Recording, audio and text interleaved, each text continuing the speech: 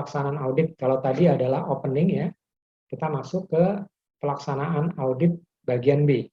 Yang tadi opening, yang kedua adalah pelaksanaannya. Ada beberapa hal yang mencakup di poin B ini. Yang pertama adalah metode audit. Jadi metode apa saja nanti yang akan dipakai dalam mencari temuan-temuan terkait dengan penyimpangan atau deviasi standar. Kemudian teknik apa saja nanti yang dipakai, kemudian teknik bertanya seperti apa, kemudian faktor psikologis dalam audit, taktik auditor dan auditi, dan terakhir adalah pencatatan bukti objektif. Ini adalah 6 pelaksanaan audit yang mesti dipahami oleh si auditor maupun lead audit. Nah, ini adalah dasar-dasar ilmu dalam auditor, di mana kemarin saya pernah sampaikan di pertemuan yang kedua, bahwa audit adalah salah satu profesi yang dicari oleh perusahaan. Jadi teman-teman kalau mau mendalami audit, kuliah audit ini sampai selesai, nah teman-teman bekal ilmu audit ini akan menjadi satu profesi di satu perusahaan. Dan profesi audit termasuk salah satu profesi yang gajinya di atas rata-rata, baik staff, supervisor, maupun manajer. Jadi kalau teman-teman nanti akan mendalami audit, mungkin akan berdampak terhadap karir, karena rata-rata departemen audit memiliki gaji atau remunerasi yang di atas rata-rata, karena tanggung jawab audit itu khususnya untuk audit eksternal, komite audit biasanya langsung ke Dewan Komisaris. Kalau audit internal biasanya bisa ke Direktur Utama karena sifatnya untuk memastikan proses bisnis, atau bisa juga ke Dewan Komisaris. Jadi memang profesi audit adalah profesi yang jarang dimiliki oleh orang-orang, sehingga profesi audit ini dinilai cukup mahal di perusahaan-perusahaan. Jadi teman-teman kalau mau mendalami audit, ini merupakan satu kesempatan karir yang cukup baik. Kita masuk lagi, jadi di poin yang ini kita akan bahas mengenai 6 ya, metode audit, teknik bertanya, faktor psikologis dalam audit, taktik auditor dan auditi, yang terakhir adalah pencatatan bukti audit. Nah, pada pertemuan malam hari ini saya hanya akan bahas 2 saja, yaitu metode audit dan teknik audit. 2 hal inilah yang nanti akan kita bahas, metode dan teknik audit. Kita masuk yang pertama adalah metode audit. Metode audit ada 4, yang pertama adalah forward tracing, yang kedua adalah backward tracing, kemudian yang ketiga adalah horizontal audit, yang keempat adalah vertical audit. Ini adalah 4 hal yang akan menjadi metode audit. Mari kita bahas satu persatu. Nah, ini adalah diagram metode audit. Ada 4 ya, tadi horizontal audit, vertical audit, forward tracing, dan backward tracing. Nah, ini adalah bagannya. Jadi kalau vertikal itu dari atas ke bawah, strategi organisasi. Kalau horizontal itu satu departemen saja. Kalau vertikal, kalau forward ya, forward tracing itu ada proses input, proses output. Kalau backward kebalikannya, kebalikan dari forward tracing. Mari kita bahas satu persatu. Yang pertama horizontal audit. Audit yang dilakukan pada tiap-tiap fungsi organisasi digunakan jika suatu sistem telah dikembangkan dan dilaksanakan.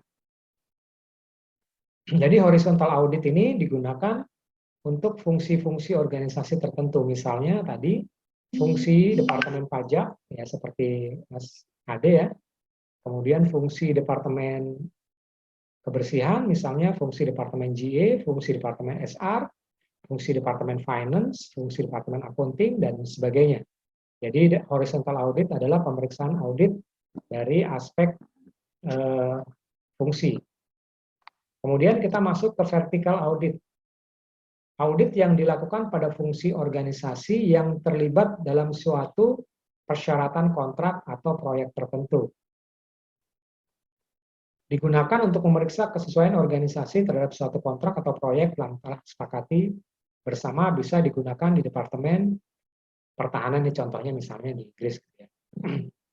Jadi maksudnya adalah kalau vertical audit misalnya ada satu kontrak tertentu, nah di kontrak itu kan ada alur proses, jadi diperiksalah secara vertikal mulai dari awal sampai dengan akhir. Itu adalah vertical audit, atau bisa juga pemeriksaan itu bukan hanya pada satu fungsi, tetapi adalah fungsi-fungsi yang terkait secara vertikal. Itu adalah asumsi vertikal audit yang lain. Misalnya tadi, operasional dia terkait dengan fungsi vertikalnya kemana? Misalnya ke direktorat operasional, ke bawahnya ke departemen transportasi, mungkin departemen kebersihan, mungkin departemen GA, dan yang lainnya. Jadi fungsi-fungsi vertikal itu akan ditelusuri sejauh mana keterlibatan dalam proses bisnisnya. Yang ketiga adalah metode forward tracing. Audit yang dilakukan dengan mengikuti urutan proses yang logis, mulai dari input, proses, output. Jadi misalnya dalam membuat laporan pajak, inputnya apa saja? Ya, tentunya data-data, sumber-sumber peraturan, SOP, kebijakan manajemen, atau mungkin ada kebijakan-kebijakan dari DJP dan seterusnya. Jadi input itu akan ditelusuri sejauh mana penggunaan basic dalam melakukan proses. Setelah inputnya dipelajari, masuklah ke proses kerja di departemen tersebut. Kemudian akan keluar dalam bentuk output. Output itu keluar bentuk biasanya laporan. Laporan audit, atau mungkin laporan pajak, atau mungkin laporan departemen tersebut, laporan keuangan, dan seterusnya. Jadi dimulai dari proses input data, kemudian proses pembuatan laporan, dan yang terakhir adalah output. Itu adalah metode forward tracing. Nah, sedangkan metode backward tracing adalah kebalikan dari metode forward tracing.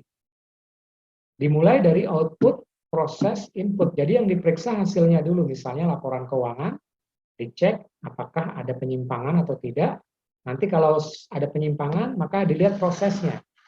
Prosesnya misalnya tadi di laporan keuangan ini, pemasukan dari unit usaha tersebut misalnya 1 miliar. Dilihat data, ternyata data pendukungnya, pemasukan itu lebih dari 1 miliar. Misalnya 1 miliar 100.000 rupiah misalnya. Nah, kenapa ini ada lebih? Nah, 100 rupiah ini akan ditelusuri. Ditelusuri dari prosesnya. Misalnya, mungkin saja ini kelebihannya dari kasir, mungkin saja kelebihannya ini dari proses pembelian, mungkin saja ini kelebihannya dari proses pengadaan barang, mungkin saja kelebihannya itu bisa dari selisih harga, dan atau mungkin memang ada fraud, kecurangan, yang harusnya tadi pemasukan 1 miliar, 100.000, tetapi di laporannya hanya disampaikan 1 miliar. Berarti ada 100.000 yang digelapkan. Itu menjadi temuan audit di prosesnya. Kemudian cek di inputnya. Bagaimana proses input? Tadi misalnya pembelian, bagaimana membuat PR-nya, PO-nya, sampai dengan proses pemesan barang ke vendor. Apakah sudah mengikuti SOP yang sudah digariskan? Misalnya harus ada 2 vendor yang harus dibandingkan, kemudian ada penawaran harga, kemudian ada etika-etika berkaitan dengan vendor, dan seterusnya. Jadi akan ditelusuri mulai dari laporan, kemudian proses, dan input. Jadi ini kebalikannya. Nah, yang jadi pertanyaan, mana metode yang terbaik?